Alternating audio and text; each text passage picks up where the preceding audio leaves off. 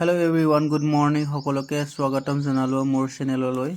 আজি মই এনালাইজ কৰি দেখুৱাম আপোনাৰ 7 মেত আপোনাৰ মাৰ্কেটটো কেনেকৈ চলিব। ফাৰ্ষ্ট অফ অল আপোনালোকে ডে 1ত আপোনালোকে ক্যান্ডেলটো চাব লাগিব। প্ৰথমত কেনেকৈ চলি আছে ষ্ট্ৰাকচাৰটো, কি প্যাটাৰ্ন বনি আছে, মাৰ্কেটটো আপলৈ গৈ আছে নে ডাউনলৈ গৈ আছে সেইটো চাব লাগিব, অবজাৰ্ভ কৰিব লাগিব অকমান। ইয়াৰ পিছত আপুনি টাইমটো চেঞ্জ কৰিব লাগিব। আপুনি অউলি টাইম ফ্ৰেমৰ আনিব লাগিব।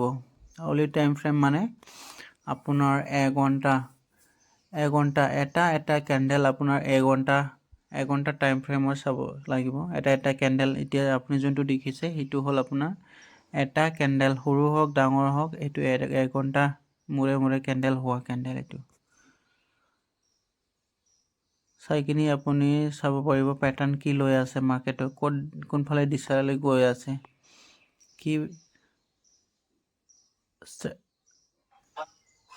তাৰপিছত সাপোৰ্ট ৰেজিষ্টেন্স ইয়াতে উলিয়াই কিনি আপুনি ড্ৰ কৰিব লাগিব। সাপোৰ্ট আপোনাৰ হ'ব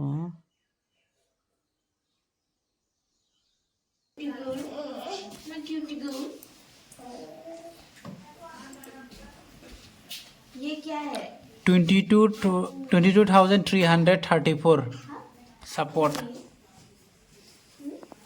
22,344 सपोर्ट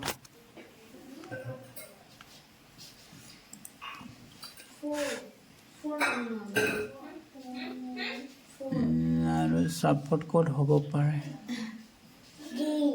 yes সাপোর্ট একটা আছে 22,151 একটা সাপোর্ট। মার্কেটে এম প্যাটার্ন বনি আছে।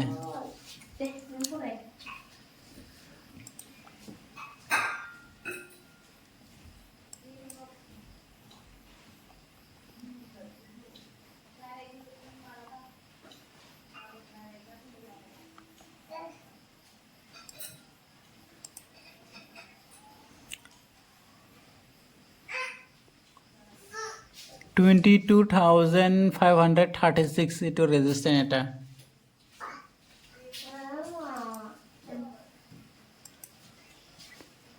22,539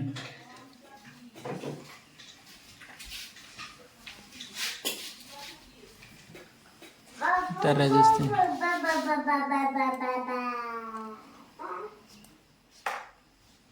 মার্কেটটো আউলি টাইম ফ্ৰেমত কি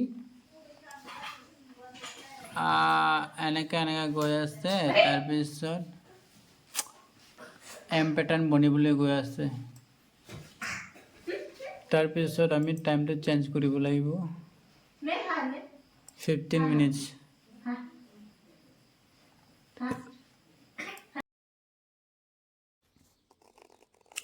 সো আমি ইয়াত ট্ৰেন্ড লাইন সৰুকে এটা আমি বনাই ল'ব লাগিব। মাৰ্কেটো ডাউন ট্ৰেন্ডত গৈ আছে যেতিয়া,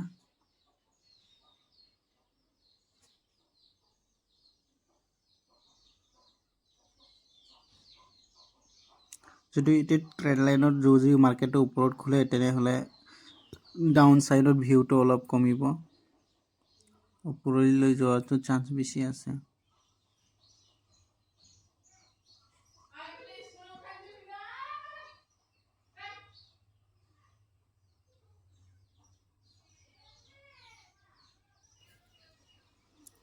তাৰপিছত আপোনাৰ এইটো 22,632 এইটো ৰেজিস্ট্যান্ট এটা হ'ল, 22,519 এইটো ৰেজিস্ট্যান্ট, 22,344 এইটো সাপোৰ্ট।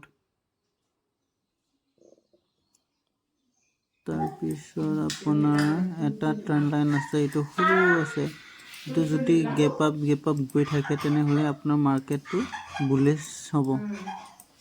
যদি ইয়াত তলৰটো যদি ট্ৰেন্ড লাইনটো যদি ভাঙি কিনি আহে তেনেহলে আপোনাৰ এইটো সুইং লো আছে নহয়, এইটো সুইং লো ইয়াৰলৈকে টাচ হ'বলৈ আশা আছে। তো মাৰ্কেট আজি এনালাইজটো ইমানে। আপোনালোকে যদি লাগে তেনেহ'লে লেভেলটো ড্ৰ কৰি ল'ব পাৰিব।